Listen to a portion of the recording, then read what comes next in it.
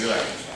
Canvi de la casa perquè fa molts anys que ve a parlar amb els estudiants en aquesta missió d'estudiants que esteu a punt d'acabar la carrera, que, lògicament, s'obri un poc una visió de qualitat que farem. Ahí intentem, des de la comissió de pràctiques, buscar persones que justament han estat treballant tot el que farem i a més que han fet una seva trajectòria pròpia. Perquè Bernardo és doctor en pedagogia, per la Universitat de València, és educador social, a més col·legiat en el col·legi, és el president del col·legi de Tecnologia, i des de fa ja uns quants anys ell treballa com a terapeuta. Jo abans li preguntava, com diria? Terapeuta social, sociosanitari, i em deia, pedagògic, perquè el que intentem és gent que no troba un camí millor, mostrar-li que hi ha altres camins. Jo crec que l'experiència de Bernardo, perquè a més, parlant abans, ell treballa com a terapeuta i ell treballa com a terapeuta freelance, autònom. I no hi ha molts educadors socials que treballen també com a autònom, a diverses empreses o diverses associacions, etc. La qual cosa encara pot ser que l'experiència de Bernardo ens interessi i us interessi encara molt. Es un amigo, gracias a la universidad por invitarme, a vosotras y vosotros que me han dicho que tenéis mucha faena estos días, y al Colegio de Educadores. Bueno, me propongo, hemos decidido cambiar el lugar porque por generar un aparato conversacional un poco más adecuado, ¿no? Porque más que yo hable mucho rato, querría proponeros algunos argumentos para que les deis vueltas, por si os sirven, y estaría mejor dialogarlos, es un grupo cómodo para que podamos dialogarlos. Ahora estamos también haciendo un máster de intervención social en la Universidad de Valencia. Los participantes se quejan de que las teorías no sirven para trabajar en casos tan duros, ¿no? Se quejan con razón. Y ese es el asunto, ¿no? ¿Y qué hacemos? ¿Qué hacemos con este endurecimiento? Yo, más que mostraros la descripción del sistema de lo social, quería daros algunos termómetros o algunas variables para que pudierais analizar, algunas señas de balizamiento, para que pudierais analizarlo vosotras y vosotros. Cuando Antonio y yo empezamos, la situación era bastante parecida, desgraciadamente. No había nada, empezaba a hacerse todo, ¿no? Había muerto Franco y empezaban todos los sistemas a inventarse, a diseñarse. Lo que pasa es que es peor, es más inmunodepresor ir de más a menos que de menos a más, como vimos nosotros. Pero realmente en políticas de educación social, que yo sepa, siempre todo se ha generado una crisis, ¿no?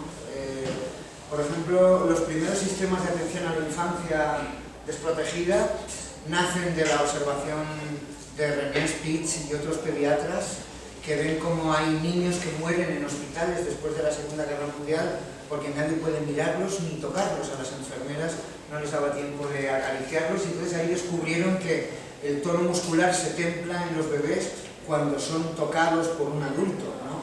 Que el tono muscular no es una cosa genética, que necesita que tiene una parte genética, pero tiene una gran parte epigenética, necesita un contacto exterior, ¿no? Y aquellos pediatras humanistas del siglo XIX empiezan a decir no puede ser, hay que proteger a la infancia, y ahí anidan los primeros sistemas de protección a la infancia. El primer sistema de atención primaria en servicios sociales en la Comunidad Valenciana nace de la Riada de Tous, es decir, se mandan los primeros equipos de emergencia social a los ayuntamientos afectados por el escape del pantano, y luego desde las instituciones públicas, desde la universidad, desde distintos lugares, intentamos que se quedaran, ¿no? Entonces en algunos ayuntamientos dijeron, bueno, va, que se queden a ver qué pueden hacer, y esos son el origen de los servicios sociales generales de atención primaria. primaria, ¿no? Siempre en política social todo ha nacido de crisis, ¿no? La actual Consellería de Educación, enfrente de la FE o de la vieja FE, era un internado de 1000 niños, cuando empezamos en la Junta Tutelar, ¿no?, de Protección de Menores, un lugar que se desmantela desde el año 79 79, 80, 82, ¿no? Que yo recuerdo que el último argumento del Ministerio en Madrid,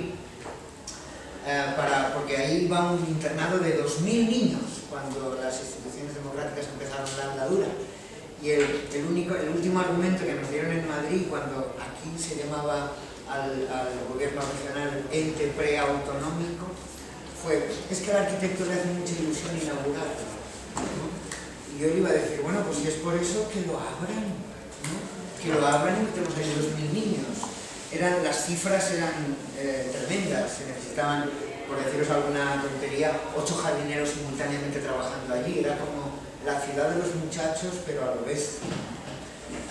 Y también nació de ahí, había en aquella época también 700 niñas en la Beneficencia, en la calle La Corona, 1000 niños en la Casa de la Misericordia, actualmente destinada a otros objetivos mucho más interesantes. Creo que está allí la UNED y hay el INVAD y un montón de cosas, ¿no? Y el sistema de protección a la infancia en la Comunidad Valenciana salió así, ¿no?, de desmantelar todo aquello. Los hogares Ana Mundet, el centro de menores más potente que yo conozco en Barcelona, tenía 6000 internos, ¿no? La directora de aquello en aquella época me decía: hay población flotante y fantasmal. Sabemos que hay gente que vive por allí, pero no la tenemos fichada, no la tenemos registrada en ningún lugar, nadie ha hablado con ellos, ¿no? Viven en algunos huecos de escalera, una cosa muy Oliver Twist. Sale de ahí todo aquello, ¿no? Bueno, esa perspectiva la tengo, la podemos comentar si queréis, a lo mejor no es la más importante.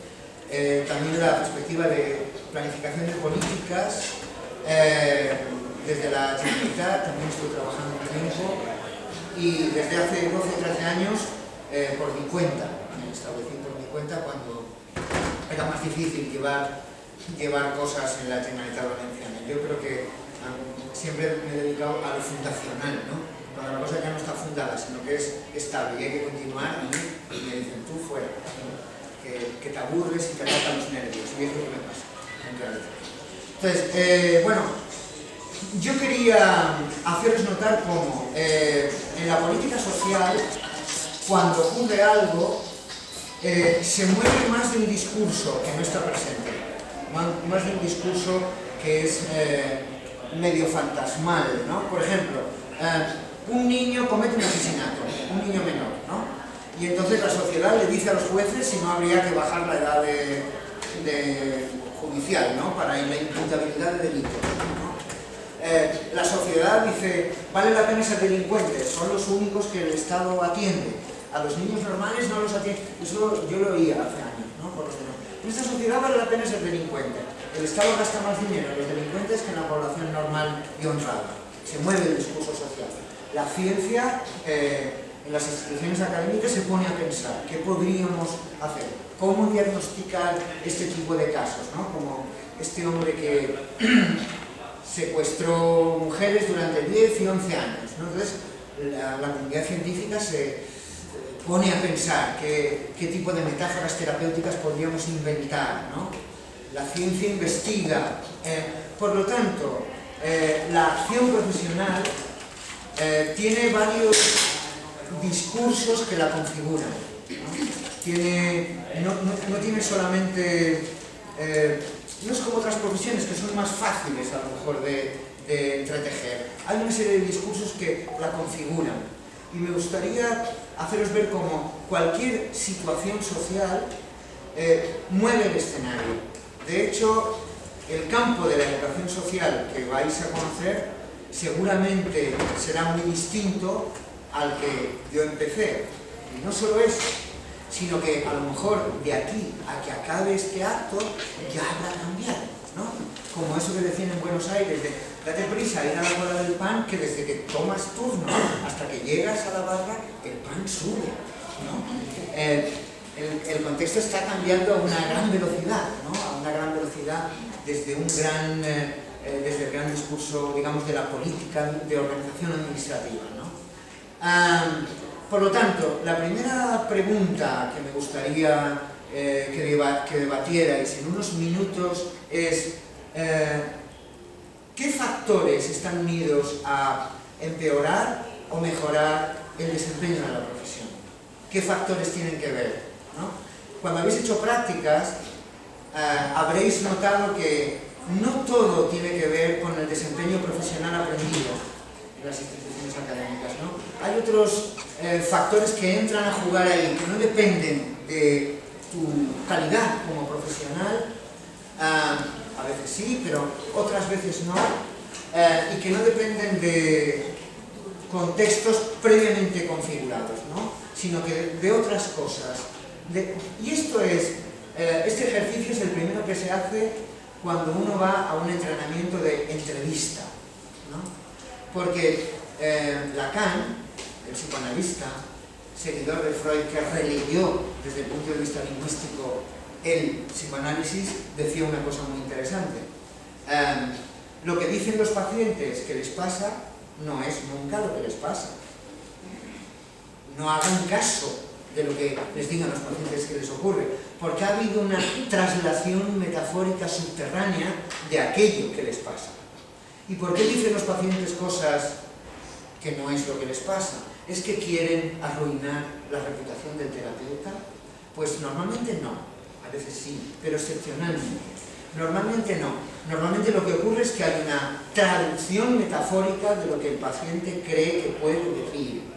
Esto es lo que llamó Chomsky estructura superficial del discurso, ¿no? Chomsky decía, sí, el discurso tiene una estructura superficial que nos podemos poner de acuerdo en ella desde un punto de vista semántico y morfosintáctico, pero obedece a un discurso más profundo que no aparece. Por lo tanto, un buen entrevistador es alguien que detecta unas señas de balizamiento donde el discurso se mueve, que no es lo que el paciente dice. Realmente, si el niño a proteger dijera, o el cliente, ¿cómo lo llamáis? Usuario, beneficiario del programa, en otros sectores más privados, el cliente, ¿no? Dijera lo que le pasa, no te consultaría, se lo arreglaría él, ¿no? Necesita a alguien que pueda establecer un mecanismo de contraste. Por lo tanto, el primer entrenamiento que se hace en una academia, por ejemplo, de psicoanálisis, o en el entrenamiento de entrevista sociológica, la entrevista a profundidad, o en el entrenamiento de cualquier tipo de entrevista es ¿qué más cosas sospechas que hay además del texto? ¿Qué más cosas sospechas? Entonces, os propongo un primer ejercicio rápido de 8 o 10 minutos. Ahora os diré por qué 8 o 10 minutos y no 11 ni 7, ¿vale? Donde dos grupos discutan, uno, ¿qué 7 factores pueden empeorar nuestro trabajo? ¿Y qué 7 factores pueden mejorar nuestro trabajo? ¿Por qué empeorar? ¿Por qué pregunto cómo empeorar? Es que soy pesimista para nada, ¿no? Los mejores supervisores organizacionales, esta es una de las primeras preguntas que hacen en cualquier empresa a la que van a trabajar. ¿Cómo podría esta empresa empeorar? ¿No? Es una pregunta muy útil, porque raya la cancha o la distancia entre cómo estamos y cómo podríamos morir, ¿no? Y aquí en esta franja están las soluciones, ¿no? Ahora, ¿por qué 8 minutos?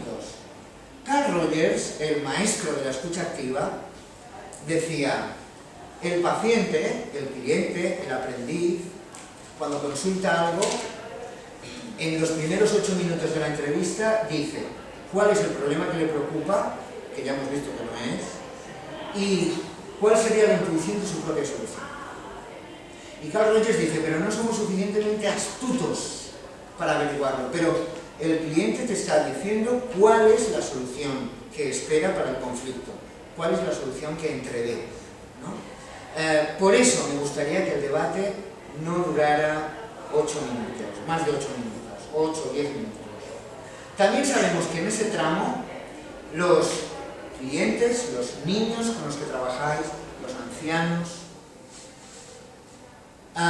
Se toman 8 minutos para decidir si van a confiar en ti como profesional o no. Si te entregan el problema o no te lo entregan. Eso lo sabemos más o menos por la práctica clínica. No hay evidencias científicas que yo conozca, igual los profesores sí que tienen ya evidencias de estudios científicos que lo avalen, pero yo no las tengo. Pero sabemos clínicamente que en los primeros 8 minutos la persona toma la decisión sobre si tú te elige como educadora, te elige como pedagoga o te rechaza. Puede que siga viniendo al programa que tú diriges porque lo obliga un juez, porque lo obliga la percepción de una subvención, porque lo obliga el director del centro o por otras cuestiones contextuales, pero no te entregará el alma, ¿no? Y entonces establecerá un mecanismo, un dispositivo que Paul Watzlawick llamó en los años 70 derrotaterapeutas, ¿vale? Que es la persona que va al terapeuta a derrotarlo, ¿no? Los del análisis transaccional lo llaman jugador sí, pero, ¿no? Entonces, haga esto, sí, pero no tengo dinero, sí, pero haga ejercicio, va muy bien para adelgazar, sí, pero no tengo dinero para el pantaloncillo. Vaya corriendo a trabajar, ya, pero es que está muy lejos. Bueno, haga la mitad del metro, sí, pero es que me viene muy mala parada para aparcar la bici, ¿no? Este es el derrotaterapeutas. ¿Habéis encontrado alguna vez en la vida? ¿Sí? Bueno, es porque no ha decidido entregar el caso, ¿vale? No ha decidido entregar el caso. Entonces, para ver qué termómetros podemos poner al análisis del contexto con el que os vais a enfrentar, me gustaría que hicierais dos grupos, en todo caso 4, donde 2 de ellos, de 8 o 10 miembros, discutan, por ejemplo, esta parte, qué cosas pueden empeorar el trabajo, qué cosas pueden mejorar el trabajo, ¿vale? 7 factores, por favor, jerarquizados. Por lo menos uno que diga, este es el sine qua non, ¿vale? Y de ahí sacamos los 4 elementos que configuran cualquier sistema público de atención. Esto es teoría política, pero es interesante para trabajar sobre eso. Gracias. Partimos...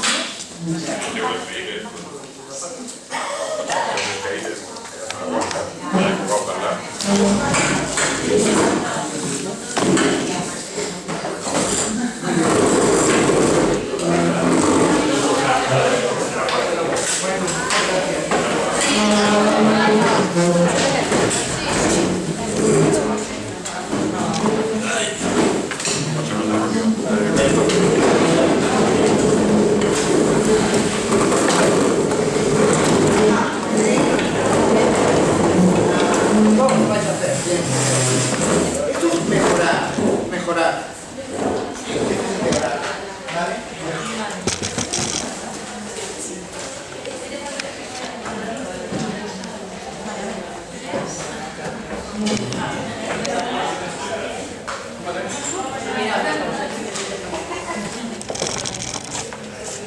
Otra vez el Pedro.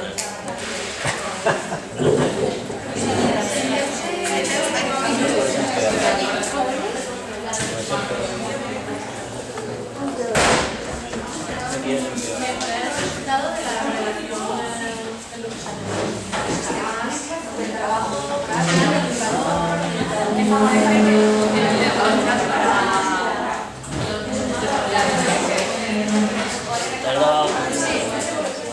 Porque estoy probando.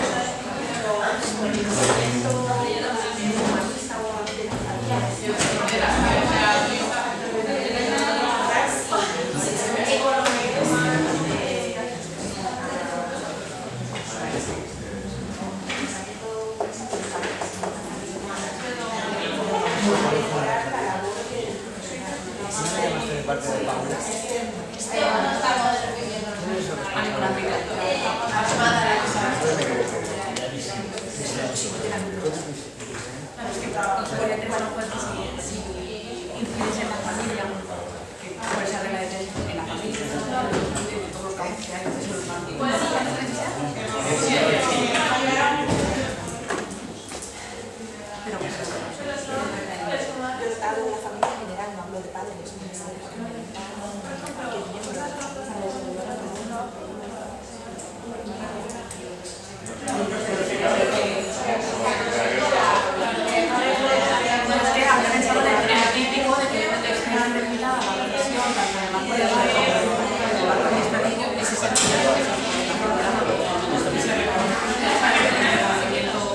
además puede ser para que ellos sepan qué nos pasa, aún estando reconocido, en lugar de preguntar qué es eso. Creo que es en el marco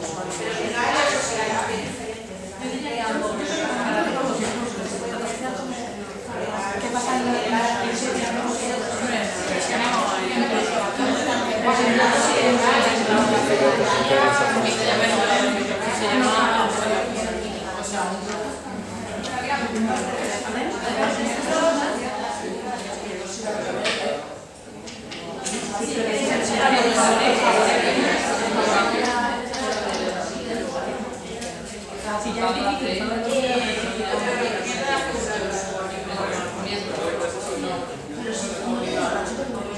como el educativo.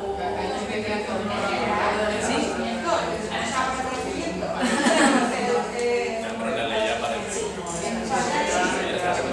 Pero les favorece un juego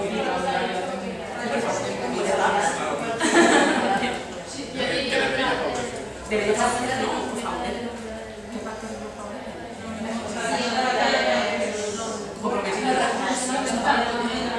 Hablar de recursos, de estructura. Sí, es que los servicios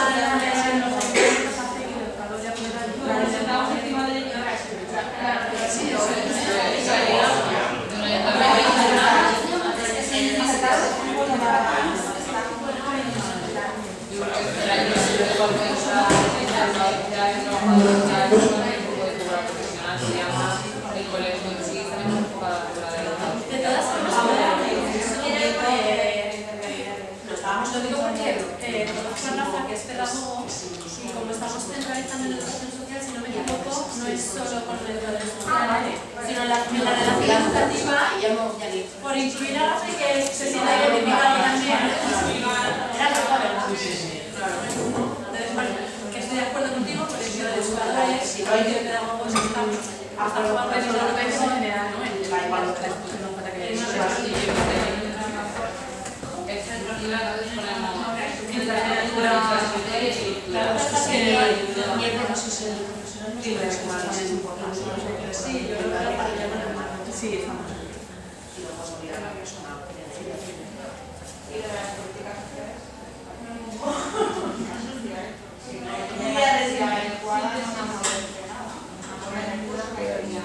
no hay nada que lo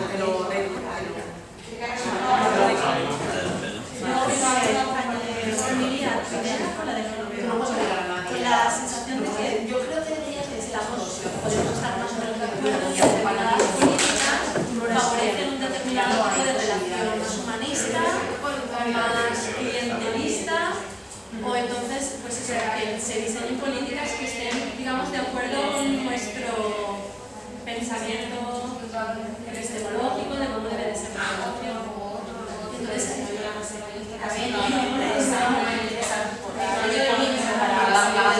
pero luego no son prácticas.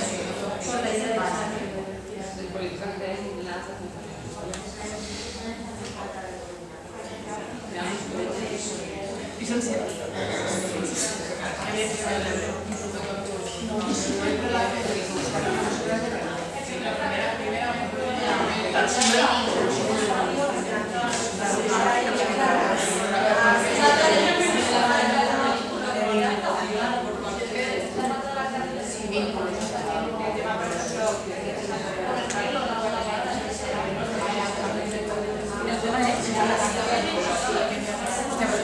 Es un buen debate.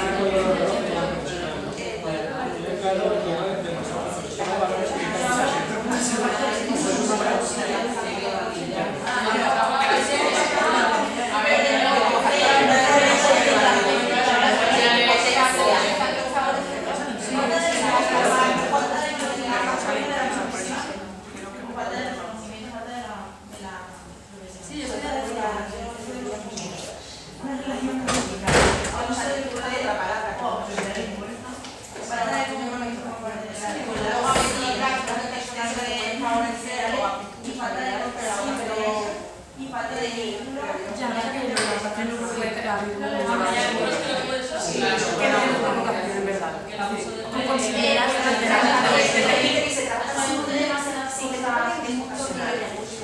de profesionalidad, de entregas.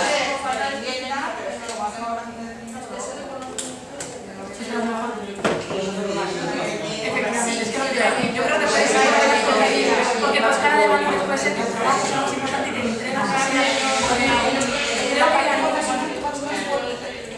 Sí que es verdad que se necesita modificar, pero estoy de acuerdo que también a un profesional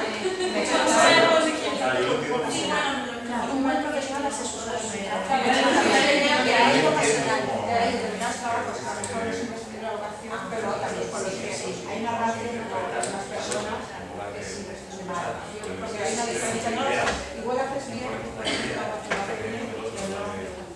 entonces entiendo la parte que dices de la necesidad de que sea ocasional, como necesidad de contratación, como un factor que haga por los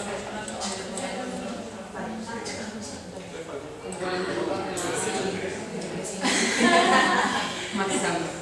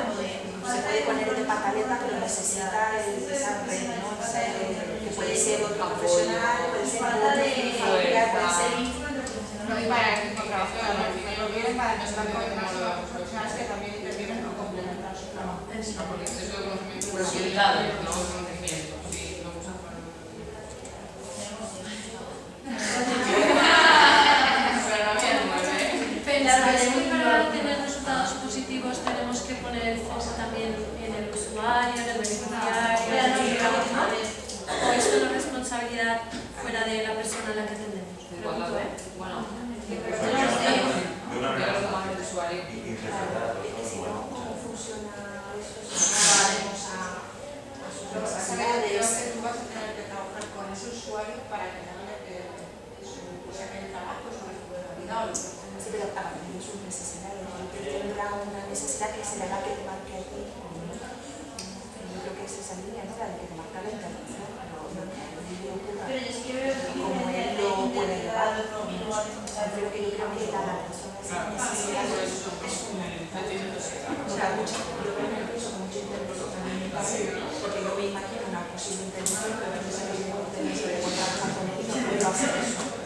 Porque no lo necesita o está bien, pero no es tolerante. Si me voy a preparar una con un usuario, yo parto de cero, digo, sin nada. O sea, yo llevo aquí y depende de lo que me o sea, que yo ya se va poniendo la función de la parte de trabajar,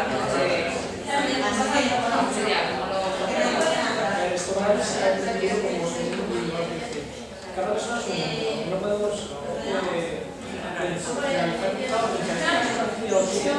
muy a partir de nuestra situación para entonces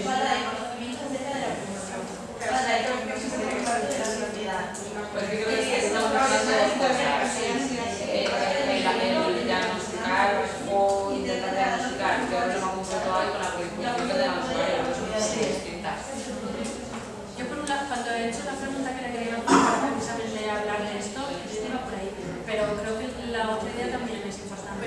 Por ejemplo, si no es una persona alcohólica, yo soy la primera persona que quiero, ya quiere de las primeras.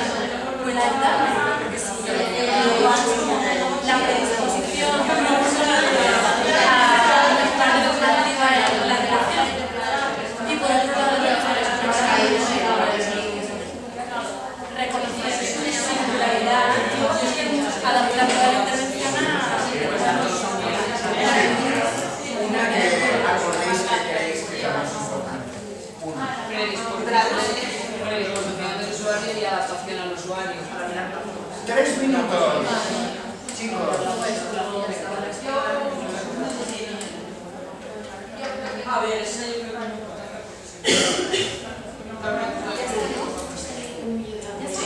Estamos 6, ¿no? sí, pero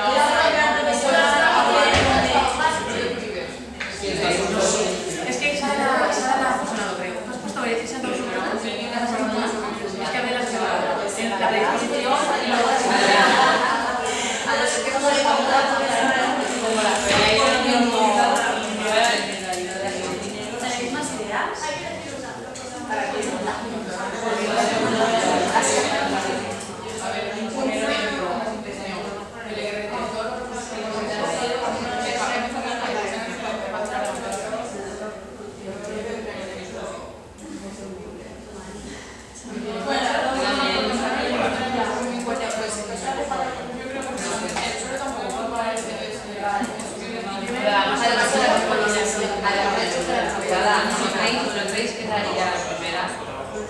Ha dicho que las traducciones de... ¿Ah, sí? sí, como...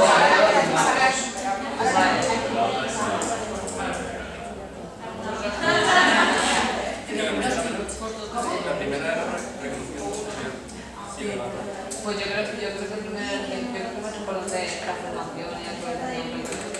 si está reconocido no hay Si no está formado, ¿cómo vas a reconocer? No, tiene que ser que yo creo que para mí de que cualquier persona puede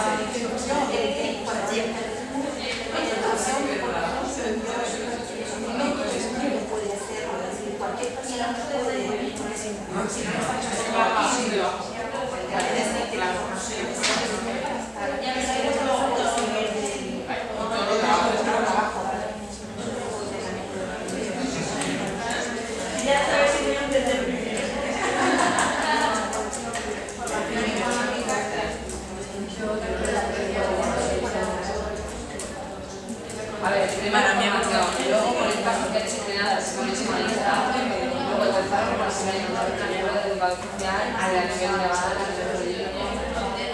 y luego ya ¿Cómo se quedó en la vergüenza? Yo me quedo en formación, primero. Vayan terminando licenciadas.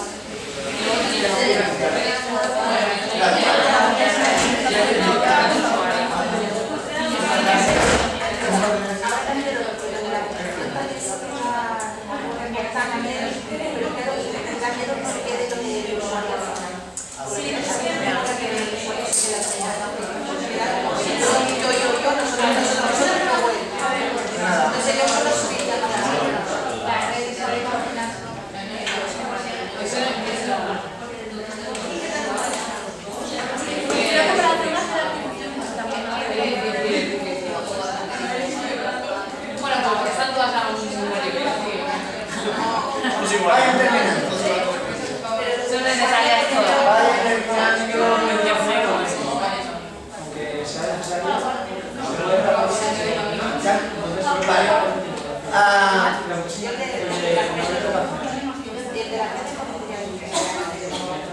la red profesional.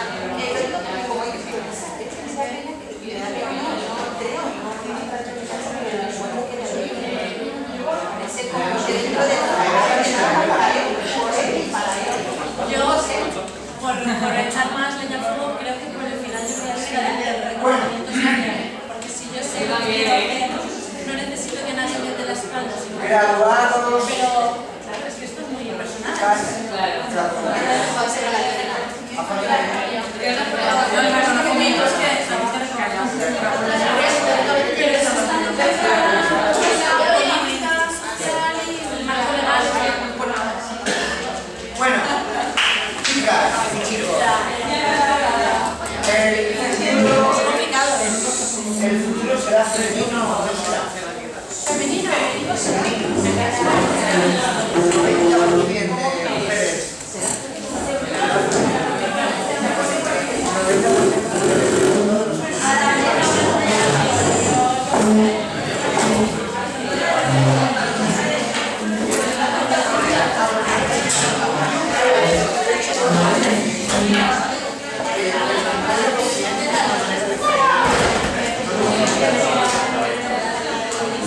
Salud.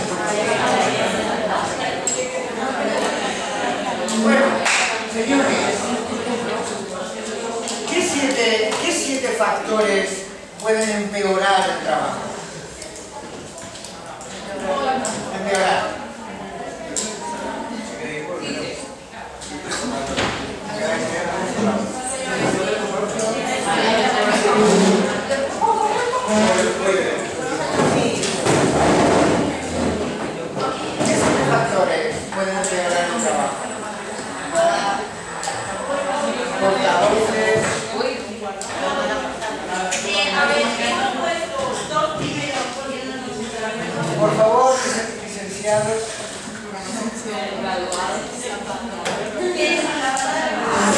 Falta de recursos económicos. ¿Y falta de vínculo entre el profesional y el usuario? Falta de vínculo.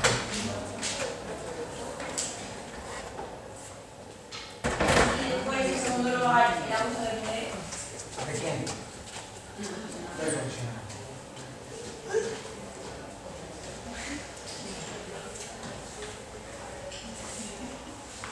Y el estudiado, igual, la falta de conocimientos acerca de la profesión. Falta de conocimiento. O sea, mala preparación. Mala preparación. No, reconocimiento. Reconocimiento. Eso es otra cosa. Sí.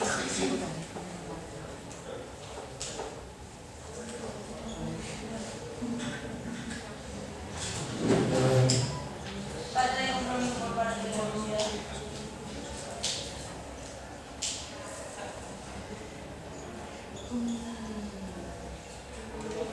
Interpretar a los en lugar de escucharlo.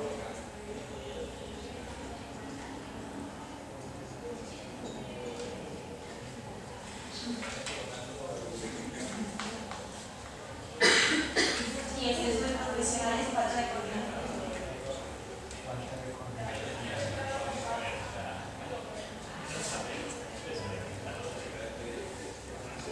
Exceso profesionales. No lo verán en vuestros ojos. ¿Ya está? Ahora os diré por qué lo he puesto así. Igual que sí.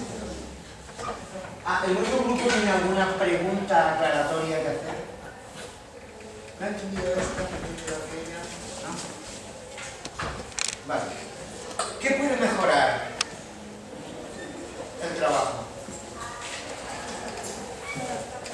Portavoz.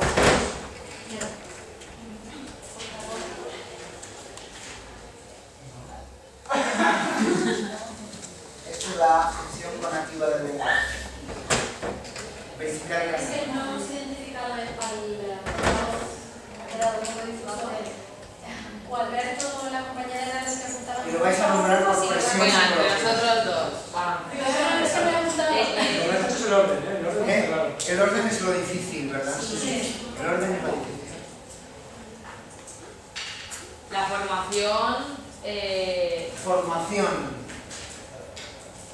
de los profesionales. Y la actualización de esa formación, porque como tú bien antes has dicho, cuando llevas a comprar la barra de pan ya ha cambiado, cuando a lo mejor llevas a trabajar, desde que te has empezado a formar ha cambiado mucho. También hemos hablado de reconocimiento social. Vale.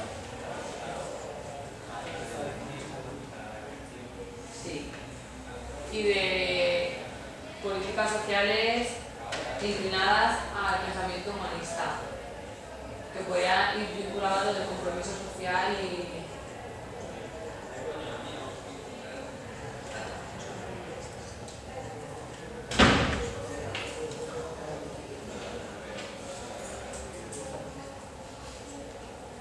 pues, que haya también una predisposición positiva del usuario. Eso es fundamental.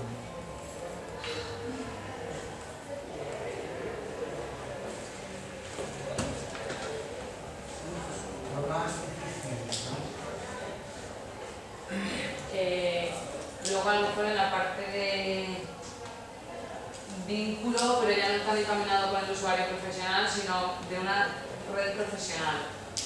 O también puede ir relacionado con el exceso de profesionales, que a veces hay una gran cantidad de profesionales, pero realmente no trabajan entre sí.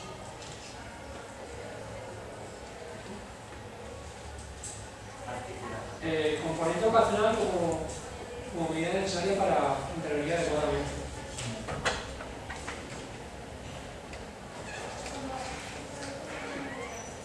Y una creación como el colegio que tenga una infraestructura y también una estructura interna.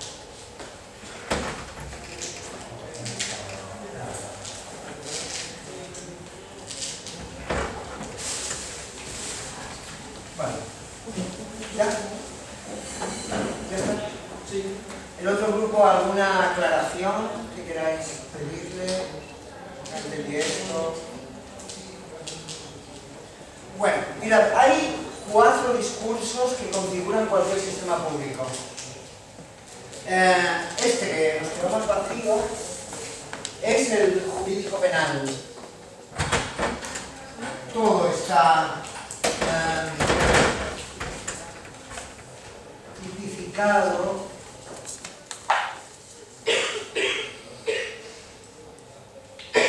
el componente jurídico penal. Aquí tendría que ver todo lo que tiene que ver con intromisión profesional, esto es tu competencia, esto no es tu competencia, y la organización de lo que es delito y lo que es susceptible de protección o de reforma. Por ejemplo, en el campo de infancia algunos niños dicen prefiero entrar por reforma que por protección, porque por reforma sé cuánto tiempo voy a estar, por protección nunca. Esto es una herencia de la segunda posguerra mundial, ¿no? Te protejo por tu bien, por lo tanto, no saldrás del centro hasta que no cambies de actitud. Y el cambio de actitud lo determino yo, ¿no? El juez o la junta tutelar o la autoridad administrativa. Por lo tanto, proteger desposee a la persona de su propio autogobierno, ¿no? Porque ese termómetro lo tiene que poner otro. Esto sería una de las discusiones acerca de ¿para qué sirve lo penal? ¿Para qué sirve la pena? La pena es un momento de reflexión de alguien que rompió el contrato social, que diría Rousseau, o la pena es para defender a la sociedad de esta persona, ¿no? Por eso hay mucha coincidencia, a veces, y ha habido en otras épocas, entre el discurso jurídico profesional y el discurso psiquiátrico. El juez le pregunta al psiquiatra, aplícale las pruebas a esta persona para que puedas decirme si va a reincidir o no va a reincidir, ¿no? Como si justicia y discurso psiquiátrico fueran una puerta giratoria conectada, ¿no? Por lo tanto, la función de la pena, de para qué sirve la pena como castigo, la pena como momento de reflexión, la pena como un centro, por ejemplo, un centro de reeducación de jóvenes, es para que sirva como sistema reeducativo o es para que pague lo que le debe a la sociedad. ¿A quién defendemos de quién? ¿Al niño de la sociedad o a esta juventud de los niños, ¿no? O a esta sociedad de los niños? Entonces, el discurso jurídico penal sería uno de los primeros termómetros. Ha habido épocas donde la cosa se ha lanzado más a defender la sociedad, es decir, protegerlos por su bien. Por ejemplo, la Segunda Guerra Mundial lanzó un mensaje educativo a la sociedad, que era: algunas familias no pueden detentar la patria potestad, y el Estado se la quita, ¿vale? Discurso jurídico penal, no puedes atender a tus hijos, porque el juez determina que no. Esto antes de las guerras mundiales no existía. Había una confianza plena en la patria potestas. Es su padre, los hijos son de él. Por lo tanto, puede hacer con ellos lo que quiera. Las guerras mundiales introdujeron un elemento en el imaginario colectivo que fue: el ser humano puede llegar a ser muy brutal, porque las guerras lo demostraron. Por lo tanto, algunas personas no merecen tener hijos. Y ahí se inicia la limitación de la patria potestad en algunos casos. Algunos padres tienen que tener recortada la influencia moral sobre sus hijos. Algunas personas no deberían tener hijos. Y ahí se inician algunas campañas también de orden jurídico-penal de evitar que algunas personas tuvieran descendencia por la vía médica, por la vía química. Corto la descendencia porque no confiamos en ti, ¿vale? Por lo tanto, ha habido siempre, desde el año 45 hasta ahora, movimientos a supeditar lo penal a lo educativo. ¿Qué es más importante, lo penal o lo educativo? O lo educativo a lo penal. ¿Qué es más importante, lo que el juez diga con respecto a un expediente de un chico, o lo que el educador social, el psicólogo, el forense, cualquier perito le aconseje. ¿Qué debe ser más importante? A partir de los años 70, con la época de la antipsiquiatría, con la época de la euforia, en desmontar los grandes internados, la pedagogía de la vida cotidiana, en círculos sociales pequeños, etcétera, etcétera, hay una gran preponderancia de lo educativo contra lo jurídico penal. Pero cada vez que algún niño comete una acción atroz, incomprensible para el ser humano, el debate jurídico-penal vuelve a crecer. Es que hay que limitarlos, hay que encerrarlos, aunque sea por su bien, ¿no? Pero ¿de quién estamos,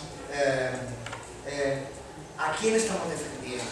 ¿A los niños o a la sociedad con respecto de esos niños? ¿Vale? Por lo tanto, discurso jurídico-penal, el primero, ¿no? El primero que configura el sistema con el que os vais a enfrentar. Aquí también estaría, bueno, no, luego lo diré.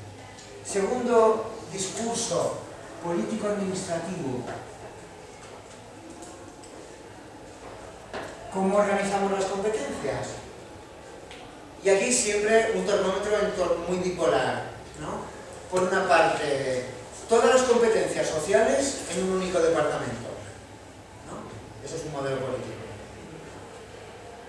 Las competencias sociales diseminadas en varios departamentos. Ese es otro, ¿no? La idea es toda la protección social de un gobierno regional como este o España debe estar en un único ministerio, en una única consellería, o cada consellería tiene que tener un departamento de políticas sociales. Esta es la cosa, ¿no? Un hospital tiene que tener un departamento de política social, una escuela, las escuelas tienen que tener departamento de política social, o tiene que insertarse todo en un ministerio, ¿no? Uno lleva una atención subsistémica, el otro más extensiva. Es decir, el modelo unificador lleva una atención subsistémica. ¿Qué quiere decir? Que las políticas sociales entran a jugar cuando fallan los mecanismos ordinarios de socialización. Por eso a veces hay una postura aberrante con los educadores sociales, que es: este niño se porta muy mal en clase, que venga la educadora social y lo arregle. ¿No? Hombre, haberme llamado antes, ¿no? Haber hecho una política de integración social anterior. Ahora que vengan los bomberos, ¿no? Porque ahora yo ya, en fin, tengo las armas que tengo, pero no tengo muchas más. Esto es una política de atención subsistémica. Cuando falla la familia, falla la escuela, falla el hospital, fallan los mecanismos ordinarios de integración social, que vengan los educadores sociales y lo arreglen, ¿no? Usted, como oí una vez en un congreso, usted no necesita educadores sociales, usted necesita exorcistas. Y no le faltaba razón, porque ahora es: ¡sal de ahí y deja vivir a esta niña! ¿No? Tendría que hacer un doctorado un poco más profundo, interdisciplinar, ¿no? Os reís porque conocéis de lo que estoy hablando.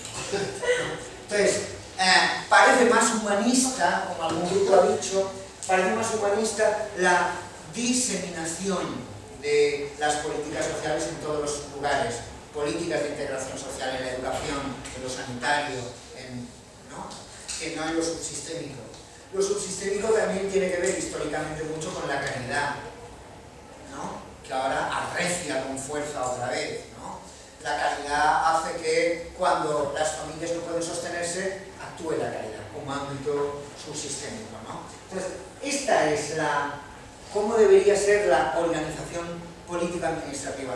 Este fue, con las transferencias del gobierno central de Madrid a las comunidades autónomas, la batalla más feroz. ¿A dónde tenían que ir los servicios sociales? Y había varias propuestas en liza.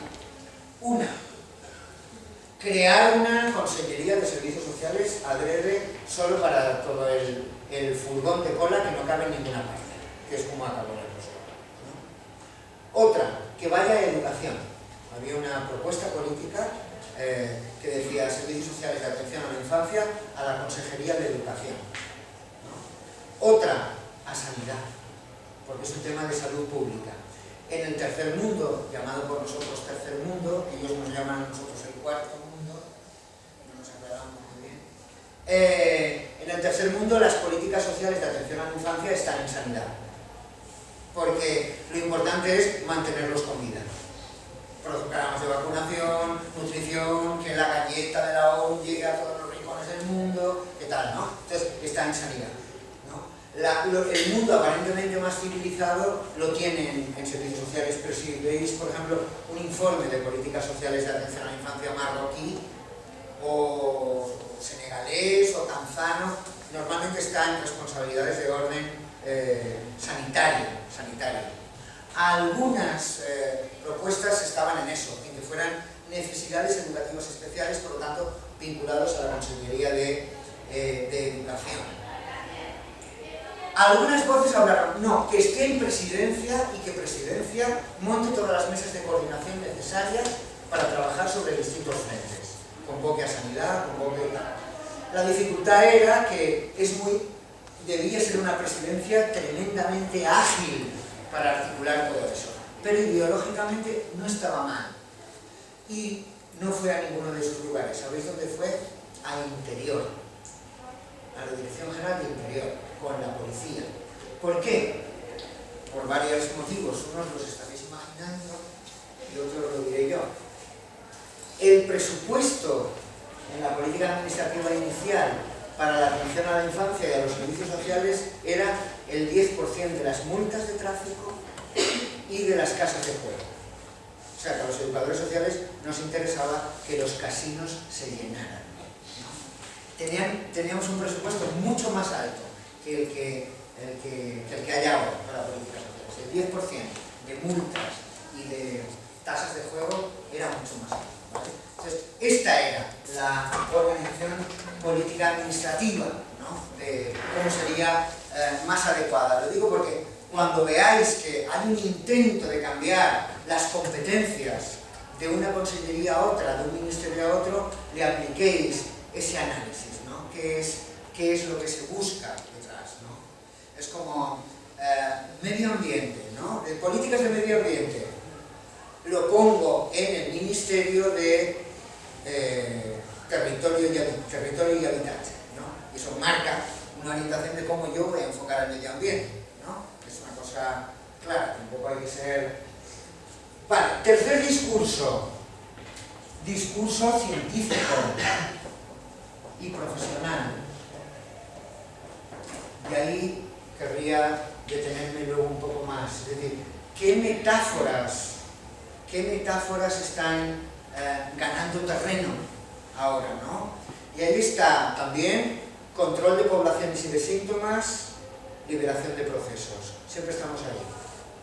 Ahora hay una cosa que se llama, estúpidamente, trastorno, el otro día me lo dijeron, espérate, trastorno negativista desafiante.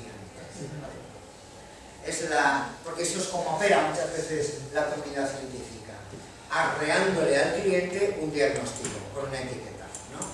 Te la culpa tú, que para eso tienes un trastorno negativista desafiante. Yo le he preguntado al psiquiatra que me decía eso, en un centro de reforma judicial en Madrid. Digo, ¿y qué es? Y eso es que el niño viene y te dice, ¡no! Digo, pues como yo a veces tengo un trastorno negativista desafiante, que es que dice no en plan chulo, y lo hace muchas veces, ¿no? Entonces, tiene un trastorno negativista desafiante.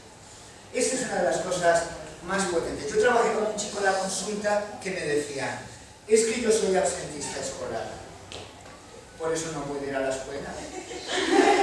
Vaya birria de absentista escolar sería si siéndolo fuera a la escuela. No lo comprende, ¿no? Entonces, este es el poder que tiene el diagnóstico por etiquetaje, ¿no? Y además me lo ha dicho un psicólogo, ¿eh? No es que lo haya visto ya en internet, digo, pues si te lo ha dicho un psicólogo ya...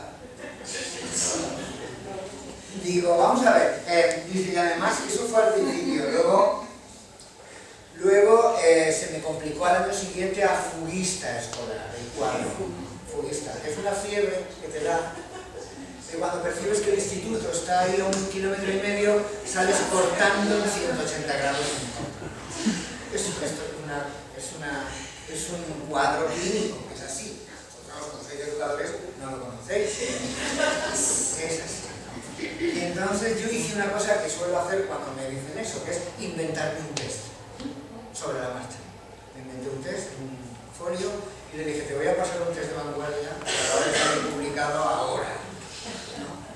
Y quiero que lo pase. Si lo pasa y me lo da, respondido 4 o 5 preguntas, y yo digo, ahí no te da el test, no tienes absentismo escolar. Lo siento, te falta un punto. Porque muchas veces el trabajo, desde el punto de vista científico profesional, es liberar al cliente, ¿no? Liberarlo. El otro día estaba yo en un ayuntamiento de aquí de la provincia de Valencia y un chico de etnia gitana, que se dice así, le dice a la trabajadora social, ya me han mandado este recibo 2 veces para cobrarlo, ya vine el otro día para decir que no me tocaba ni pagarlo y esta es la segunda vez que me lo mandáis. A ver si tengo que venir la tercera vez y romperle a alguien los dientes. Es una forma de hablar. Y la trabajadora social reaccionó muy bien, le dijo, bueno, a ver si tengo que llamar a los de seguridad, que me estoy asustando. Esto también es una metáfora, ¿no? Y entonces aquel le dijo, mira, perdona, es que estoy haciendo un programa de integración social y estoy aún en la segunda fase, aún no conozco la terminología, ¿no? Digo, joder, este es catedrático, ¿no? Es catedrático en la terminología de cómo hablar desde el punto de vista de la integración social, ¿no? Por lo tanto, muchas veces el diagnóstico opera como un tapón que evita el proceso de salida, ¿no? Por eso muchos atletas no quieren que su preparador les diga dónde está el récord, porque si lo saben, el récord funciona como algo que no pueden conseguir, ¿no? Entonces, prefieren salir a correr o a saltar sin conocer el récord, ¿no? A veces la comunidad científica asigna diagnósticos que encasillan a la gente, ¿no? Como el otro día le decía a una profesora de matemáticas, un chico, yo no sé muy bien lo que digo, pero lo voy a decir, a lo mejor me ayudáis, es que yo soy un PQPI, ¿sabéis lo que es? Sí. Yo soy un PQPI y no puedo resolver este tipo de ecuaciones, ¿no? Como si fuera rubio, ¿no? Pero no es la misma categoría óptica ser un PQPI que ser rubio, ¿no? Esto es verdaderamente un argumento espiritual, ¿no? De cómo el PQPI se hace cargo de mi cuerpo. Entonces, el discurso científico profesional es el que habéis dicho. Orientación humanista quiere decir a favor de las personas, a favor de las ilimitadas posibilidades de solución que tienen las personas. Conoceréis mejor que yo la resiliencia, ¿no? Que habla de esto, la capacidad que tiene un ser humano de reorganizar sus fuerzas psíquicas en torno a un objetivo, ¿no? Y que es realmente muy interesante, muy interesante. Por lo tanto, aquí la función del educador, a mi juicio, de la educadora, más que conocer su campo competencial, es averiguar o investigar qué componente de aprendizaje tiene cada uno de los campos competenciales. Me explicaré. Yo trabajo con gente que tiene desórdenes psiquiátricos en la consulta, ¿no? Pero yo no le doy medicación, ni me meto en cuestiones psiquiátricas. Le ayudo a localizar rutinas de aprendizaje más adecuadas para manejar su desorden mental, su psicosis, su bipolaridad, lo que sea. Porque todos los campos en los que vais a trabajar y otros adjuntos tienen un componente de aprendizaje. Y es el que yo creo que hay que rescatar, ¿no? Es decir, no es que si una persona tiene una psicosis, un educador ya no puede hablar con él, sino que puede hablar con él en un área determinada, ¿no? En un ámbito determinado, en el componente de aprendizaje, ¿no? Y por último, el discurso de lo social, como habéis dicho muy bien. A veces las metáforas sociales del público con el que trabajáis no coinciden, ¿no? Cuando yo empezaba a trabajar, a mí la sociedad me decía eso. Echáis más energía con la gente delincuente que con la gente normal, ¿no? Vale la pena robar para que te atiendan los educadores, ¿no? Entonces, las metáforas que habían sociales no coincidían con las metáforas científico-técnicas de aquella época. Aquí era un poco más vanguardista esta que esta. Y hace falta, como habéis dicho los grupos, la implicación de lo social. Realmente, si no, es muy difícil trabajar, ¿no? Por un efecto llamado el efecto panóptico, que define muy bien Michel Foucault en un libro llamado Vigilar y Castigar. Ahí pasó una cosa, me pasó a mí en los años no sé cuántos, ya soy muy mayor, 80. Hubo una idea del gobierno de se trabajaba en barrios de pobres, económicamente pobres, pero muy estructurados socialmente, con buenas asociaciones de padres, talleres de música, bandas de música, sociedades de colombailes, juntas de vecinos, ¿no? Y el gobierno tuvo la idea de generar lo que Foucault llamaría archipiélagos carcelarios, es decir, barrios donde podían dar alquileres a muy bajo coste o venta a muy bajo coste, llamados por instancias gubernamentales barrios de atención preferente, ¿no? En la Comunidad Valenciana había, no me acuerdo, 6 o 7, ¿no? Las viviendas, el barrio de la Coma, y todas las familias que estaban en una línea de flotación precarizada, educativa y psicológicamente, se fueron a esos barrios a ocupar esas viviendas a tan bajo coste. Y ocurrió una cosa muy curiosa. En 5, 6, 7 meses, el nivel de delincuencia de estas familias aumentó alarmantemente, ¿no? ¿Por qué? Si tenían más apoyo que antes, ¿no? Tenían una vivienda, un techo, que se dice que es lo más importante para iniciar una vida digna, ¿no? Tener un techo, porque había cedido el efecto panóptico. En aquellos barrios de antes, tipo San Francisco de Manises, tipo El Cristo, no sé, conoceréis muchos de ese tipo de barrios, había una especie de interacción con el vecindario permanente.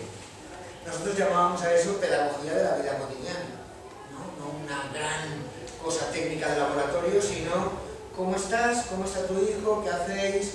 Me han dicho que iré al trabajo, en fin, una serie de cosas que garantizaban el efecto panóptico. En el barrio de La Coma ese efecto no estaba, porque todos estaban en un nivel de desintegración social muy similar, por lo tanto el desorden era mayor. ¿Entendéis lo que quiero decir? El efecto panóptico, dice Foucault, que tiene que ver con que cuando yo me siento observado, libero el comportamiento que el sistema espera de mí, ¿no? Y esto es física cuántica también. Es decir, en la realidad subatómica, cuando el subátomo se siente observado, modifica su comportamiento a ojos del científico, que es una cosa más conocida que la tos, ¿no? Entonces, esto es, sin compromiso social realmente es muy difícil porque vuelca todo a la metáfora científico-técnica, ¿no? Entonces, creo que en un momento como este, tan difícil realmente, como el que vais a enfrentar, con tan pocas opciones de trabajo, es importante reconducir qué mecanismos de aprendizaje contienen lo psiquiátrico, lo psicológico, lo sociológico. El educador es la figura más antigua, ¿no? Que lo comentábamos antes con Máximo en el pasillo, la figura más antigua como intervención con otras personas. Sócrates era un educador de calle, podías hablar con él, podías preguntarle cosas si te acercabas a la plaza en el momento que él estaba aquí, ¿no? Y los filósofos antes se dedicaban a esto, les preguntaban cosas como ¿qué vida es una vida digna de ser vivida? Y entonces Aristóteles, Sócrates, en la plaza del pueblo contestaban sobre esas cosas, ¿no? Una de las vías educativas yo la veo ahí. Ahora hay una cosa, no sé si la habréis oído nombrar, asesores filosóficos. Yo algo de eso, ¿no? No somos exactamente psicólogos, sino que ponemos las armas filosóficas en marcha para ayudar a personas a que piensen sobre cómo manejan su violencia, cómo manejan... y cuáles son las rutinas de aprendizaje. El otro día un chico interno en Picassent, por un error judicial, me dijo, si tú sintieras lo que siento yo, él estaba allí por homicidio, ¿no? Si tú sintieras lo que siento yo dentro, harías lo mismo que yo. Tú eres tan civilizadito porque no sientes lo que siento yo, ¿no? Yo le decía, mira, el sistema nervioso central, tuyo y mío, es igual. Lo que yo conozco es mi rutina de aprendizaje de no retorno y tú no.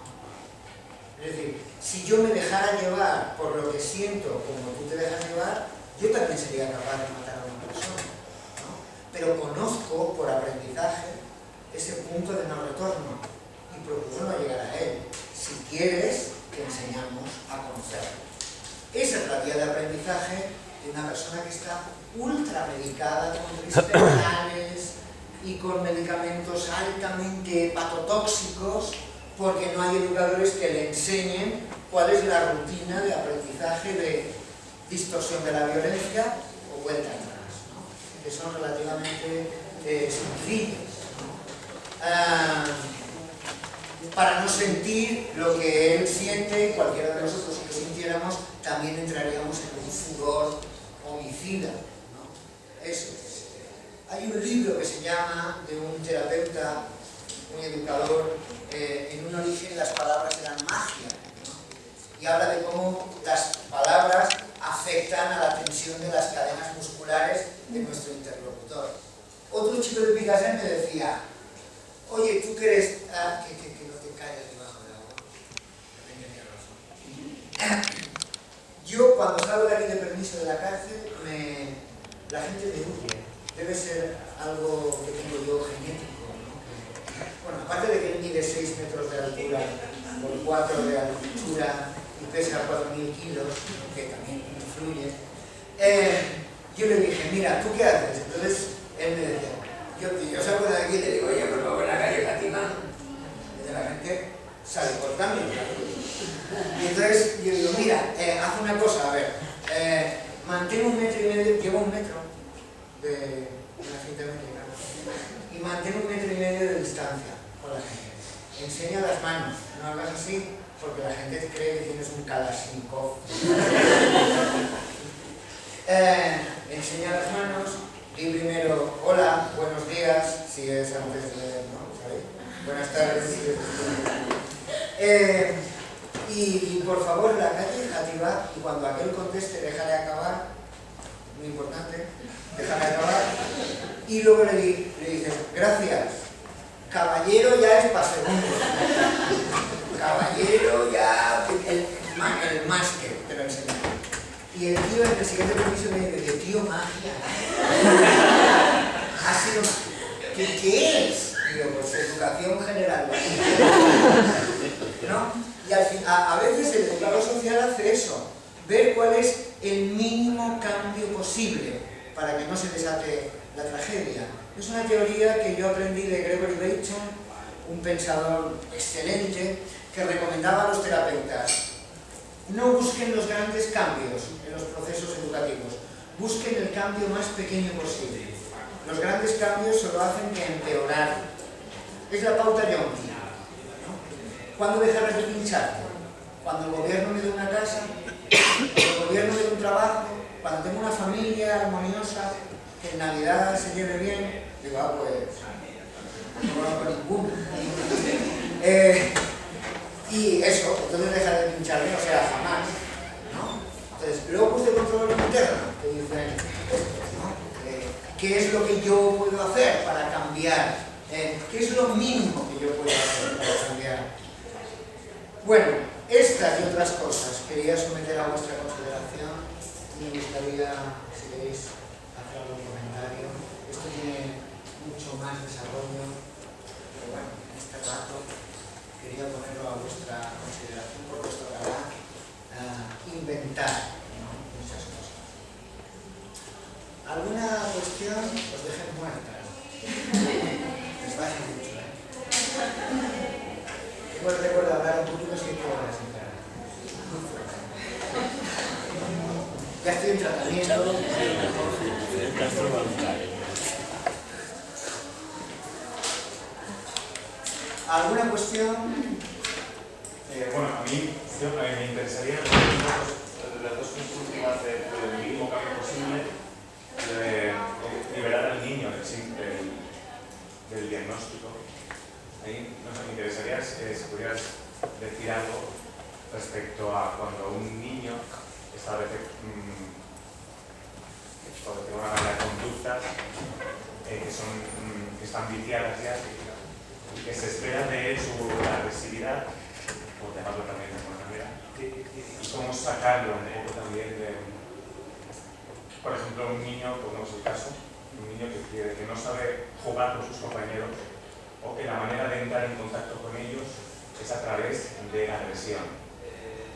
Entonces yo tengo este caso en el trabajo, pues sí que me ayudaría algo para sacarlo de él. Hay dos vías. Una, os recomiendo un artículo que hay en la red que se llama Incubados en el Terror. Incubados en el Terror es una investigación científica de un tal Ryan Perry que habla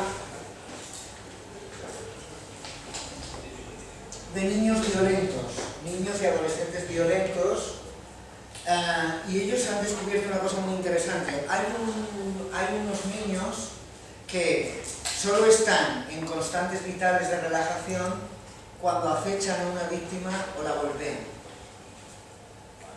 Entran en relajación. Y cuando están normal, tomándose una cervecita en la playa de Denia, están acelerados. O sea, justo al revés de lo que mandan los cánones, ¿no? Y esto se debe a, según la investigación de Perry, a la gestión de la incertidumbre. Lo que no soportan las personas que han sido golpeadas de niños, golpeadas repetidamente por sus padres, es la gestión de la incertidumbre, es decir, saber cuándo mi padre me va a golpear o no. Entonces, los investigadores le preguntan a los niños, ¿y qué hacías tú para observarlo, no? Entonces ellos se fijan en cosas muy neurolingüísticas, como por ejemplo el ruido que hacían los pasos de mi padre al caminar por el pasillo, el ruido que hacía la llave al entrar en la cerradura, me permitía predecir si yo iba a ser golpeado o no en ese momento, porque son niños educados en una clave que es, en cualquier momento te puedo dar una gran paliza, en cualquier momento, por cualquier cosa. La ambigüedad, ¿no? La ambigüedad. Por lo tanto, ¿qué hacen? Zanjan la incertidumbre, provocan la pelea para terminar, ¿no? Y esto les induce a manejar una vida muy violenta. Habría que detectar si este es el caso, ¿no? Este es un caso de ambigüedad pura y dura. Vale, si este es el caso. Hay límites difusos y no sabes dónde están Claro. las barreras del otro, ni tuyas, ni... Exacto, entonces habría que ver cómo manejar, esto nos llevaría más rato, ¿no? Cómo manejar ese nivel de pulso cardíaco con otro tipo de actividades. La teoría de los sistemas nos enseña que hay que diferenciar el comportamiento de la intención beneficiosa a la que sirve el comportamiento. Dicho de otra manera, todo comportamiento, por aberrante que sea, responde a una intención beneficiosa. Golpear a una persona más débil que yo sirve para que yo me relaje, en el caso de los niños de Brian. ¿Qué otros comportamientos alternativos podríamos generar? Por ejemplo, la práctica de las artes marciales. El otro día tuve un caso yo parecido, pero en vez de un niño así, era un jefe de personal de una empresa, ¿no? Que le gusta machacar a la gente, ¿no? Cosa que tiene algunos jefes de personal. Y entonces y dice, ¿haría yoga? Yo nunca haría yoga. Usted tiene que hacer karate para liberar el chi, ¿no? Eso hay que hablar del chi. Para liberar el chi, pero si usted hace yoga se encontrará muy mala hostia. No se relaja. Entonces, hay niños que necesitan generar campo de intensidad, rugby, contacto con el enemigo regulado, el rugby, el boxeo, el karate. Son disciplinas de mucha regulación comportamental porque son peligrosas. Por lo tanto, los niños aprenden ahí muchas cosas, ¿no? Pero claro, no me gusta hablar de casos que no conozco. No quiero meter la vara porque debería haber... Porque para localizar ¿Cuál es el cambio más pequeño posible? Necesitamos saber cuál es la estrategia de aprendizaje que lo lleva ahí, para saber dónde meter la tijera. Por lo tanto, también te recomendaría alguna lectura como Fiorenza. Andrea Fiorenza es un educador social vinculado al Tribunal Tutelar de Menores italiano. Andrea Fiorenza. Y trabaja en la psicopedagogía estratégica, que es muy interesante.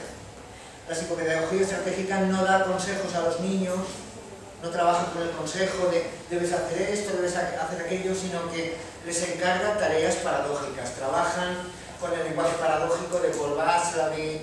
Menos de lo mismo. Menos de lo mismo. Entonces tiene algunos libros de solving en contextos educativos escolares. Desde el punto de vista estratégico plantea una alternativa de comportamiento pequeña que nuble lo racional durante un momento, para generar una confusión que le lleve a otra cosa, ¿no? Muy budista también, ¿no? Cuando el maestro budista te hace una pregunta difícil, no es para amargarte la tarde, es para que hagas un giro intelectual en otra dirección. Pero este Fiorenza es un autor que te recomiendo para eso. Y se me acaba de escapar una cosa. A veces hay una cuestión psicogenealógica en un comportamiento. A veces un tema no resuelto de antes. Y hay una educadora alemana, Marianne Franke. Marianne Franke trabaja en la psicogenealogía en contextos escolares. Y tiene un librito que se llama Tú eres uno de nosotros. ¿Lo conocéis?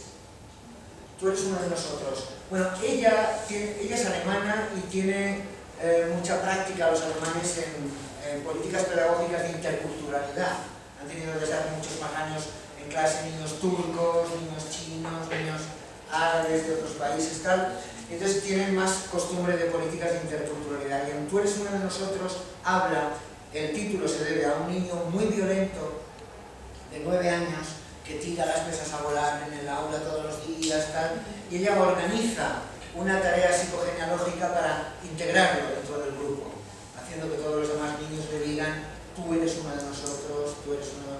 Es un ritual muy, si queréis, muy chamánico, pero muy efectivo, y el niño dice que ella que milagrosamente baja el umbral de violencia, ¿no? Porque a veces solo que el niño sepa que tiene un lugar dentro del sistema escolar, del centro social, del taller, hace que baje el umbral de violencia. ¿Erais vosotros muy niños cuando la policía capturó a Albaquilla, un delincuente muy conocido, ¿no? Y en el telediario se veía Albaquilla en un primerísimo plano, cara contra el asfalto, y un policía con la rodilla en su nuca, lo estaba esposando, y el periodista le preguntó algo, ¿qué tal? ¿No? Y entonces Albaquilla dijo, hoy saldré en el telediario. Y ese fue un mensaje muy importante, porque quería decir, las personas logran un lugar en el sistema por identificación de reconocimiento positivo o por identificación negativa. Pero el peor castigo de un ser humano es tú no eres uno de nosotros, no estás en el sistema. Entonces, muchas cuestiones violentas se explican por lograr un lugar en el sistema, ¿no? Hay un terapeuta que dijo, nada ha unificado más a las familias que una buena oveja negra.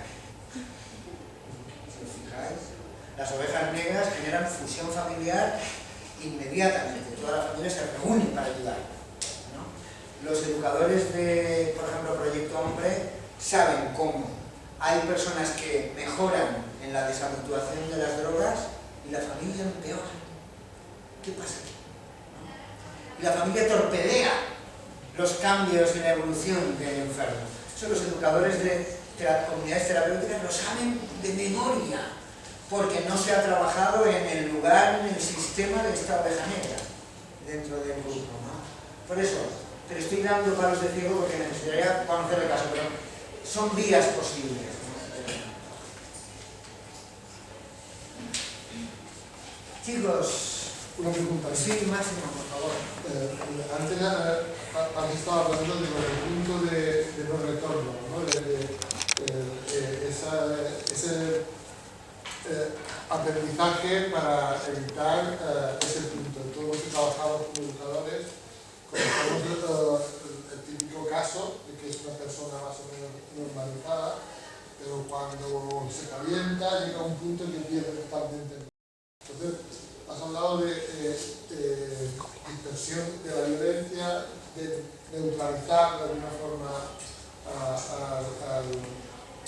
ese punto a partir del cual ya el sujeto no es capaz de autocontrolarse. ¿Qué podrías comentar? Hay una vía educativa por memoria corporal. Por ejemplo, un maestro de karate utilizaría la memoria corporal. Cuando un aprendiz de karate pierde el control y golpea. Sabéis que en artes marciales no es una técnica de combate de machacar al otro, sino de autocontrol. Pero hay personas que se acercan a un gimnasio a machacar a la gente. No sé, falta de cariño en la infancia, no sé. Les pasa eso. Y entonces, el maestro de karate, si es bueno, lo que hace es el mismo patrón que utilizamos para buscar las llaves perdidas. Hay dos vías para buscar las llaves perdidas. Una, ¿dónde las he puesto? ¿Dónde las he puesto? La culpa la tienes tú. Mala vía. Revolver los cojines, tal. Y otra es, ¿qué hice yo cuando llegué a casa? Fui a la cocina, dejé el pan y luego... ¡Ah! Aquí está. ¿Qué se lo dijo? Su memoria corporal. Por lo tanto, una cosa con la que se trabaja a veces es ¿cuál es el patrón somático de tu violencia? Dime cómo te calientas. Entonces ellos dicen cosas como yo la veo, me sube una ceja, empiezo a respirar, me pongo así, hago esto así, hazlo. Hago esto, hago lo otro y ¡bum! ¿No? Porque ahí debajo está un patrón que dice Václavic, controlar hasta descontrolarse. ¿No? ¿Y qué hace mi controlo? Hoy no le quiero pegar, hoy no le quiero pegar. Y ese día es la gran pareja. ¿Vale? Es un patrón bulímico anoréxico también. Me controlo, no como, me lo como todo. No como, me lo como todo, ¿no? Entonces, si él localiza por memoria corporal cuál es el momento, lo puede revertir. Momento anterior al que él hace eso, ¿no? ¿Me entendéis? Por ejemplo, los antropólogos nos enseñan que para los niños menores de 3 años hay una diferencia entre un ritual de amenaza de que te voy a pegar o que te voy a pegar, ¿no? Entonces a veces los niños te levantan la mano para decir de pon tu actitud porque te voy a pegar, y otras veces es porque te van a pegar de verdad. ¿De qué depende? Los antropólogos dicen de que pase con la mano en la oreja. Si pasa en la oreja, no es un ritual de amenaza, es que va a propinar el ataque, apártate. Si se queda delante de la oreja, es un ritual de amenaza, es decir, ¿no?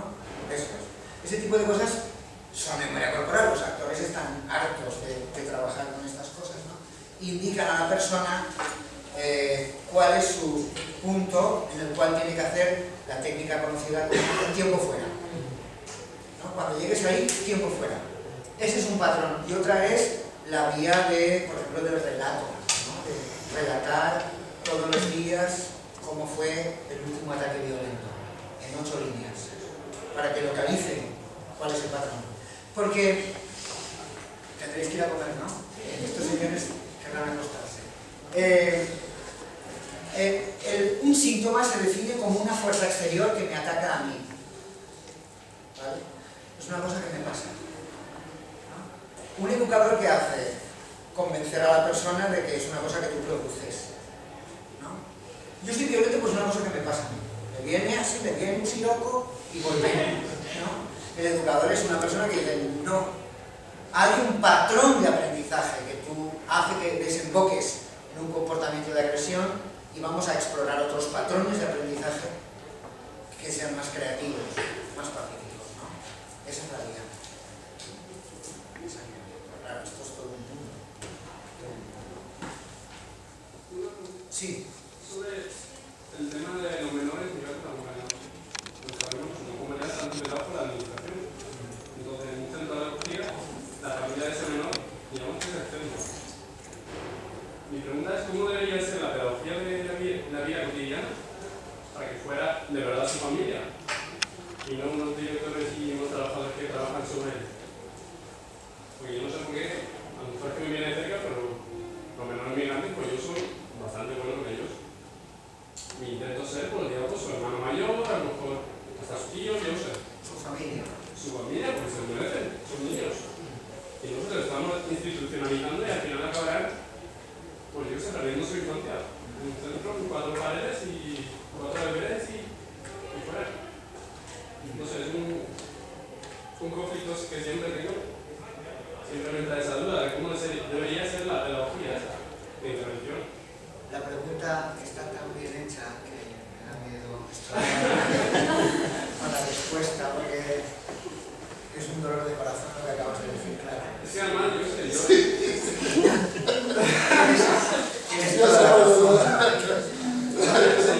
he estudiado bastante pedagogías y esas pedagogías, el menor es protagonista de su educación, el menor es que está entrado de interés superior al menor. Pero la realidad del centro es que, no sé. Claro. Mira,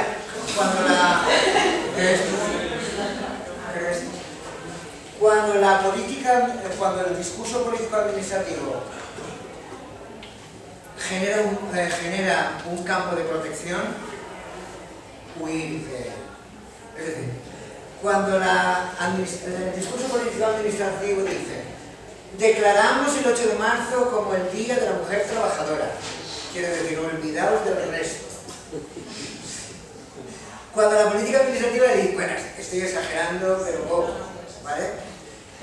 Cuando la política administrativa dice, vamos a proteger en el Camp del Turia estas zonas como zonas verdes, quiere decir, se abrió la veda para el resto de los no protegidos. Se puede construir en todos los lugares excepto en lo protegido, ¿no? Y aquí pasa un poco igual. El supremo interés del niño, esto quiere decir que no vamos a hacer mucho. Porque el problema es que yo sé, quiero trabajar en ese ámbito, pero me jode no poder trabajar bien. Sí que es la tragedia de una maestra en Katmandú, ¿no? La película... Claro, que yo sé, sí, un poco de rabia. Sí. Hay, por supuesto, políticas pedagógicas para trabajar sobre eso. Por supuesto, de generar vínculos. En muchos campos psicopedagógicos de deshabituación de drogas se trabaja en torno a esto, a planteamientos vinculares, familiares entre los terapeutas, ¿no? Es un gran debate. Pero seguro que el año que viene me lo dices tú a mí. ¿Cómo habría que hacerlo? Porque lo que habría que hacer sería ponerse a trabajar en ese sentido. Es que tu pregunta incluye la solución. Claro, es que el buen trato siempre va acompañado con críticas de, yo sé, de estar instrumentalizando, de estar muy cercano, de más un amigo que un educador, que no sé qué. Joder, que son menores, pues bueno, somos su familia. Antes discutíamos Máximo y yo en el otro sitio que nos pasamos la vida calculando las distancias, ¿no? ¿Cuál es la distancia? Con la pareja también, hasta ahí, ¿no? Ven un poco más, hasta ahí, ¿no? Y realmente es eso está más cerca del arte que de la ciencia y desde luego no es un tema zanjado. En psicoterapia pasa mucho eso también, ¿no? Por ejemplo, yo a veces cuento a los pacientes bromas de mí mismo, chistes de mí mismo. Y hay terapeutas que me dicen, no hagas eso, pierdes autoridad. Yo creo que la ganas, ¿no? Cuando haces un chiste sobre ti mismo como algo ridículo, como algo que estás limitado, ¿no? Yo creo que ganas autoridad moral, pero hay gente que cree que la pierdes. Hombre, yo desde luego te animo a seguir. Seguir solo. Sí, y a generar... Lo que no tienes tú es acompañamiento con el resto de tutoras. Sí, mi dirección. No, dirección. Yo creo que la dirección la tiene clara. Yo creo que va más por ahí. Es que no encuentras una medida en los compañeros. Sí, apoyo. Es una... Le dicen que es un amigo, que es un hermano, Yo soy el hermano de la película. Bueno, hay un programa en televisión que tiene sus críticas, se llama Hermano Mayor. Pero el vínculo que él establece es de hermano mayor directamente. Es discutible, pero es una propuesta pedagógica. De todas formas, ese es un debate siempre y pasa en todos los grupos. Un tema grupal también de equilibrio, ¿no? de los educadores blandos y eso nunca, incluso en todos los sistemas, en todos los grupos, de alguna forma, pues a lo mejor cada equipo trabaja de forma diferente, pero se da esa división de alguna forma. Realmente dicen, no, hay resultados, aquí lo que falta es disciplina. Y en la sociedad igual, ¿eh? O sea, la sociedad está. Estamos hablando de la ley del menor y están aquí diciendo, no, a estos hay que darles caña, hay que bajar la edad del menor y nada de paños calientes. Educar significa tener autoridad sobre el educando. Punto. Y luego están pues, otras aproximaciones que plantean que no. Hay otras instancias. La ley de protección al menor más que proteger de cosas malas, de proteger de vivir su infancia. Le prohíbe eso, digamos.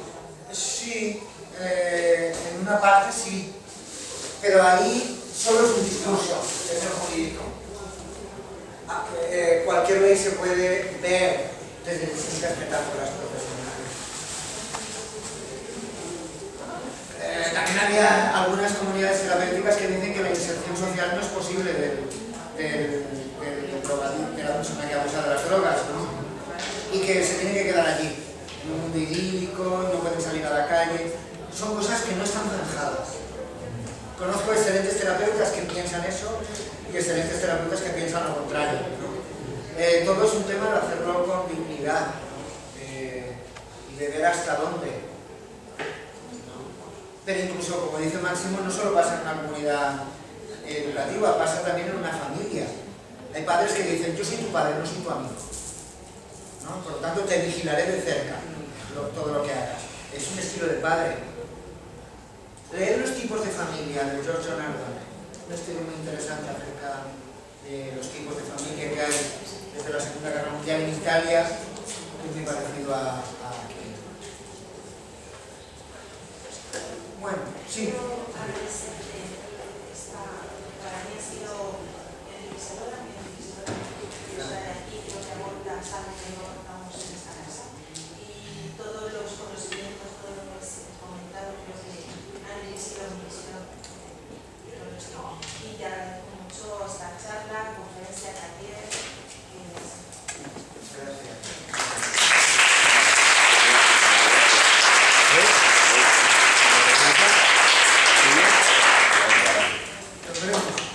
Si te da tiempo, vuelta. Si te da tiempo, la vuelta.